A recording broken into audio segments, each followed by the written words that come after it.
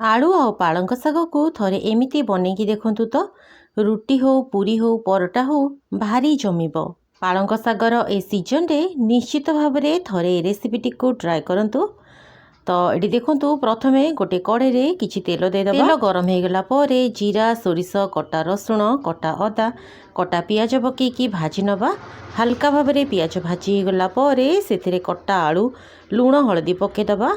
आलू को घोड़े घोड़े बढ़िया भाव में सीझा पर्यंत भाजवा। आलू को घोड़े घोड़े लो टू मीडियम फ्लेम रे भाजिबे। देखिए आलू सीझा सहित बढ़िया भाव में भाजी हो। एठी देखंतु आलू भाजी गला। एबे आमे इथिरे धनिया पाउडर कटा टमाटो पकेबा। ए सबु को मध्य किछि समय पर्यंत टिके भाजी दबा। टमाटो सॉफ्ट होइकी भाजी गला परे एथिरे कटा हितबा पालंग शाग पकेबा। हल्का मिठालिया टेस्ट आनिया पई अल्प किछि चीनी पकेबा। याकू बढ़िया भाव में आमे फ्राए करदबा। आउ 2 मिनिट पाई मु याकू घोड़े देइथिली जहा फल रे आलू बढ़िया भाव में पूरा सीझी जिवो।